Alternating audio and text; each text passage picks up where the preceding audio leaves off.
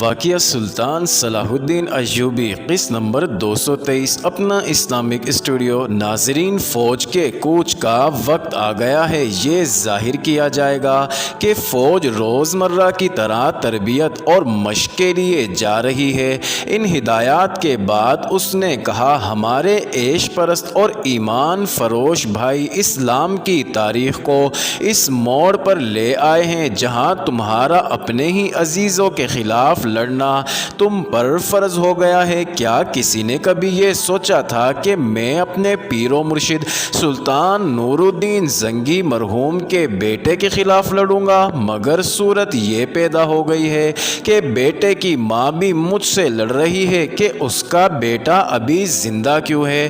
میرے رفیقو، تم جس فوج سے لڑنے جا رہے ہو اس میں تمہارے چچا زاد بھائی بھی ہوں گے، ماموں زاد اور خالہ زاد بھی ہوں گے۔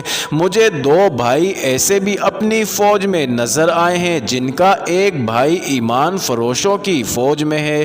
اگر تم خون کے رشتوں کو دل میں جگا دو گے تو اسلام کے ساتھ جو تمہارا رشتہ ہے وہ ٹوٹتا ہے۔ کوچ سے پہلے تمہیں عہد کرنا ہوگا کہ تم یہ نہیں دیکھو گے کہ تمہارا مد مقابل کون ہے، تمہاری نظریں اپنے علم پر رہیں گی۔ دل میں یہ حقیقت بٹھا لو کہ تمہارے سامنے کلمہ گو بھائی ہیں مگر ان کی پیٹھ پر صلیبی ہیں۔ میں اس بھائی کو بھائی نہیں سمجھتا جو اپنے مذہب کے دشمن کو دوست سمجھتا ہے۔ ناظرین، ایک وقائع نگار کی تحریر سے پتہ چلتا ہے کہ اس لیکچر کے دوران صلاح الدین ایوبی کی آواز بھر آئی۔ اس نے خاموش ہو کر سر جھکا لیا۔ یہ دیکھنا کسی کے لیے مشکل نہ تھا کہ اس کی آنکھوں میں آنسو آ گئے تھے۔ وہ کچھ دیر سر جھکا کر خاموش بیٹھا رہا۔ کانفرنس کے شرکاء پر سکوت طاری ہو گیا۔ سلطان ایوبی نے سر اٹھایا اور دونوں ہاتھ دعا کے لیے اٹھائے اور آسمان کی طرف منہ کر کے گڑ گڑایا، خدائے عز و جل، میں تیرے نام کی خاطر، تیرے رسول کی ناموس کے خاطر اپنے بھائیوں کے خلاف تلوار اٹھا رہا ہوں۔ اگر یہ گناہ ہے تو مجھے بخش دینا میرے خدا، مجھے تیری رہنمائی کی ضرورت ہے، مجھے اشارہ دو، میں گمراہ ہوں، گناہ گار ہوں۔ ناظرین، اس نے سر پھر جھکا لیا اور جانے اسے اپنی ذات سے کوئی اشارہ ملا یا خدا نے اسے کوئی اشارہ دے دیا۔ اس نے گرجدار آواز میں کہا، ہمیں قبلہ اول کو آزاد کرانا ہے، تمہیں بیت المقدس پکار رہا ہے۔ میرے راستے میں میرا باپ بھی آیا تو اسے بھی قتل کر دوں گا، میرے بچے راستے میں حائل ہوئے تو انہیں بھی قتل کر دوں گا۔ ناظرین، اس کا چہرہ دمکنے لگا،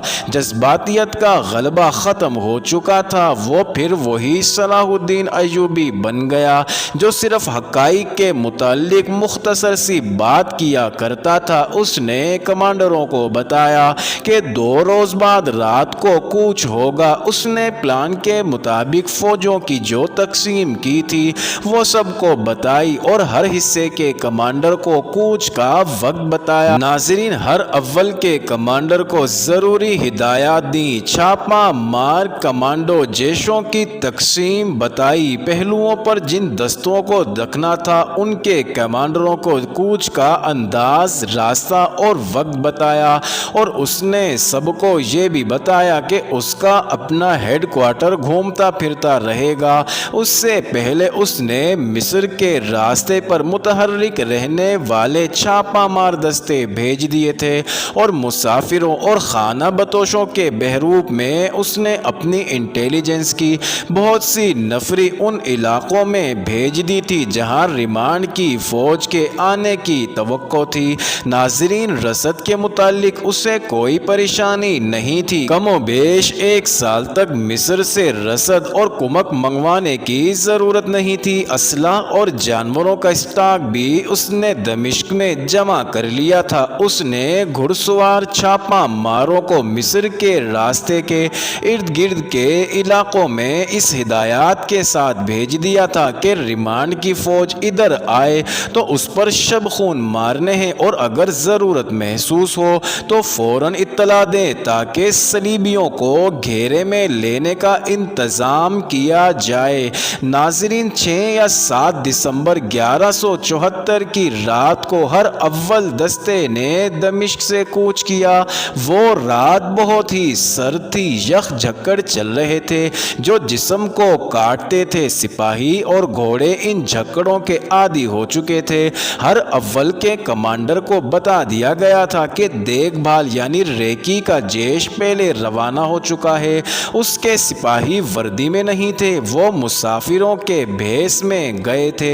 سلطان ایوبی نے انہیں یہ ہدایت دی تھی کہ تیز رفتار قاصد پیچھے آ کر ہر اول کے کمانڈر کو آگے کی اطلاعات دیتے رہیں۔ ہر اول کو ہمات کے قلعے تک جانا تھا جہاں قلعہ دار جوردیک تھا۔ کمانڈر کو سلطان ایوبی نے بتایا تھا کہ ہمات کا قلعہ بغیر لڑے ملنے کا امکان ہے، لیکن وہ کسی دھوکے میں نہ آئے۔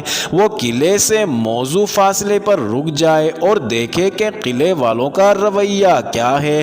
اگر جوردیک صلح کرنا چاہے تو اسے قلعے سے باہر بلایا جائے اور سلطان ایوبی کے آنے تک اس کے ساتھ کوئی سمجھوتا نہ کیا جائے۔ ناظرین، سلطان ایوبی نے دیواریں توڑنے والے تجربہ کار آدمیوں کی ایک جماعت کو آگے بھیج دیا تھا۔ ہر اول کی روانگی سے 3-4 گھنٹوں بعد 2 زیادہ نفری کے دستے اس طرح روانہ کیے گئے کہ ہر ایک کو ہر اول کے دائیں اور دوسرے کو بائیں رہنا تھا۔ ان کے لیے ہدایت یہ تھی کہ اگر ہمات کے قلعے سے ہر اول کا مقابلہ ہو جائے تو یہ دونوں دستے دونوں طرف سے آگے بڑھ کر قلعے کا محاصرہ کر لیں اور اس پر اس قدر تیر برسائیں کہ دیوار توڑنے والی جماعت دیوار تک پہنچ جائیں۔ ان دونوں حصوں کے درمیان سلطان ایوبی جا رہا تھا۔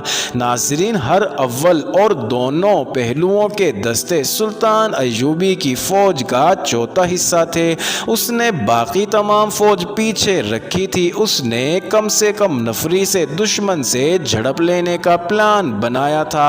ناظرین، رسد کے لیے اس نے چھاپا مار دستے پھیلا دیے تھے۔ ایسے چھوٹے چھوٹے دستے ہمات سے بہت آگے بھی بھیج دیے تھے تاکہ ہمات سے کوئی قاصد حلب تک نہ جا سکے، اور اگر کہیں سے کمک آ جائے تو چھاپا مار اسے شب خون سے پریشان کرتے رہیں اور پیش قدمی روکے رکھے۔ ناظرین، اگلا دن گزر گیا۔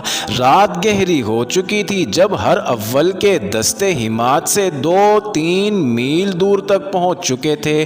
9 دسمبر 1174 کی صبح طلوع ہوئی تو قلعے پر کھڑے سنتریوں کو قہر اور دھند میں ایسے سائے سے نظر آئے جیسے بہت سے انسان اور گھوڑے ہوں۔ کوئی قافلہ ہو سکتا تھا۔ جوں جوں سورج اوپر اٹھتا گیا دھند چھٹتی گئی اور سائے نکھرتے گئے۔ سنتریوں نے دیکھا کہ یہ فوج ہے۔ انہیں ابھی یہ معلوم نہیں تھا کہ قلعے کے دائیں اور بائیں بھی فوج موجود ہے جو انہیں نظر نہیں آ سکتی۔ نقارہ بجا دیا گیا۔ ایک کمانڈر دوڑتا اوپر آیا۔ اس نے فوج دیکھی تو دوڑتا گیا اور قلعہ دار جوردیک کو اطلاع دی۔ عزیز ناظرین، یہ انٹرسٹنگ ویڈیو جاری ہے۔ اگلی ویڈیو قسط نمبر 224 میں دیکھنا مت بھولیے گا۔